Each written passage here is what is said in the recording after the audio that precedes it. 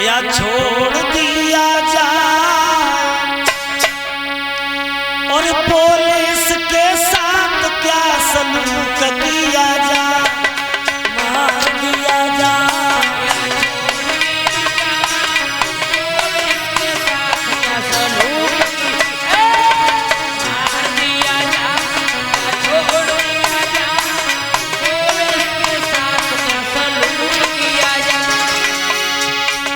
अब भगवान कह रहे हैं कि द्रौपदी बता इसे मार दे या छोड़ दे। तो द्रौपदी ने देखा कि वो हत्यारा अश्वत्थामा सिर नीचे करके खड़ा है। और सिर नीचा किसका होता है? परीक्षित महाराज। जो अच्छा काम करता है उसका सिर ऊंचा होता है, और जो बुरा काम करता है उसका समाज में कभी सिर ऊंचा नहीं होता, क्योंकि वो बच्चों का हत्यारा था। और द्रौपदी ने देखा कि ये गुरु का बेटा है, जाति का ब्राह्मण है, और इसकी मैया मर चुकी है। इसकी अब अगर ये मार दिया तो हमारा क्षत्रिय धर्म नहीं है, ब्राह्मणों पे हाथ उठाएं। अब मेरे 5 बच्चा जिंदा तो नहीं हो सकते। अब तो भाइयों वो द्रौपदी उस ब्राह्मण के प्राणों की भिक्षा मांगती है कि प्रभु इसे छोड़ दो, ये गुरु का बेटा है। कन्हैया कहने लगे द्रौपदी छोड़ तो देंगे, तू बच्चों का मोह त्याग दे। तो द्रौपदी कहने लगी प्रभु मैं आज तुमसे ये संकल्प करती हूँ, मैं तुम्हारे सामने बच्चों का मोह त्याग दिया। तो भगवान कहने लगे धन्य है द्रौपदी, तेरी गाथा संसार गाएगा, तेरे यश कीरत की ध्वजा स्वर्ग में फहराएगी। और ये धरती टिकी है तो तेरे जैसी अबलाओं के ऊपर बलवानों की इज्जत है, तो तेरे जैसी महिलाओं की तो क्या बोली है?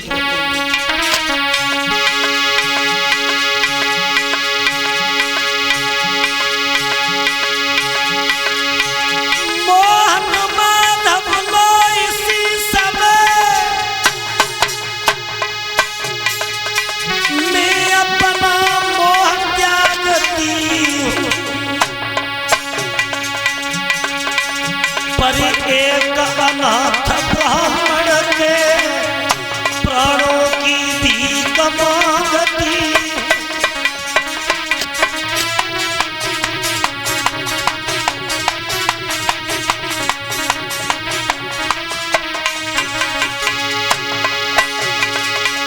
बलधारी बेबस ब्राह्मण है, इस पे हथियार उठाइयो रहने दो अब चुको दंड, व्यर्था में कलंक लगाइयो।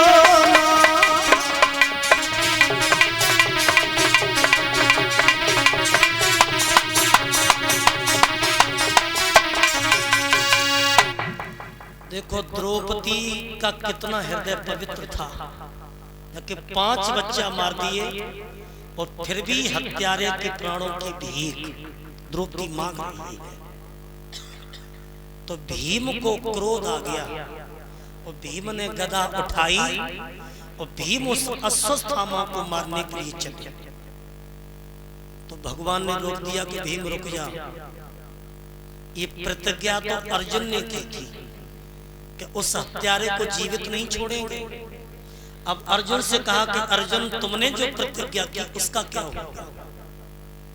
तो अर्जुन समझ गए कि प्रभु मेरी परीक्षा ले रहे हैं। तो अर्जुन भगवान की बात को ताड़ गए और भगवान ने कहा करो कि भगवान विश्राम करने लगे। इसी बीच में इस अर्जुन ने धनुष बाण तो रख दिया और तलवार लेकर के अश्वत्थामा के मस्तक को चीर दिया। क्यों चीर दिया? क्योंकि इसके मस्तक में जन्म से एक दिव्य मणि थी और मस्तिष्क को चीर करके दिव्य मणि को निकाल लिया और दिव्य मणि को निकाल करके कहा कि प्रभु अगर समाज में ब्राह्मण का अपमान हो गया तो समझ लो ब्राह्मण समाज में मर गए। अपमान होना ही ब्राह्मण का मर जाने के समान है। तो कन्हैया कहने लगे अर्जुन छोड़ तो दे दे, हरदी जरदी ना तजे ओ खटरस तजे न आम और चून सफेदी ना तजे न आदत तजत गुलाम। नीच जो होता है नीच अपनी नीचता को कभी छोड़ता नहीं। नीच से सर्प अच्छा है। क्यों? क्योंकि सर्प एक ही बार काटेगा। वो जो नीच होगा नीच तो पग पग पे डसेगा। तो भगवान ने कहा कि इसे छोड़ तो दो, लेकिन ये नीच अपनी नीचता का परिचय देगा। और अश्वत्थामा की दिव्य मणि को जैसे निकालो तो इसकी बुद्धि भ्रष्ट और वो दशा हो गई महाराज जैसे साइकिल में हैंडल होता है और हैंडल में बीच में एक लंबा वाला बोल्ट होता है सेंटर बोल्ट, और वो सेंटर बोल्ट निकले जाए तो फिर पता ना साइकिल कौन सी खैया में जाए, साइकिल कौन से गड्ढा में जाए।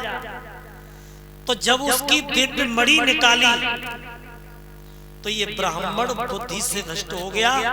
इसे उचित अनुचित का कोई ज्ञान नहीं रहा।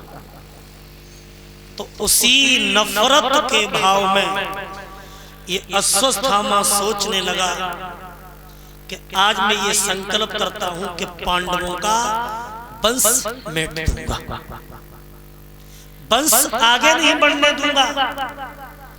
और उस समय लोगों अभिमन्यु मारे गए थे युद्ध में। उनकी पत्नी थी जिसका नाम था उत्तरा, और उत्तरा के गर्भ में 6 महीने का बच्चा पल रहा था। तो उसी बच्चे को नष्ट करने के लिए, पांडवों का वंश मिटने के लिए इसने ऐसा बाण छोड़ा कि वो बाण उत्तरा के गर्भ में प्रविष्ट हो गया। और उत्तरा के गर्भ में जब प्रवेश हो गया तो उत्तरा रो रो करके भगवान को बुलाती है और भगवान की याद करती है कि प्रभु मेरे गर्भ की रक्षा करो। और आप लोग भी तालियां बजाते हुए सब भक्तजन बोलेंगे, मन माड़ी को पवित्र करेंगे।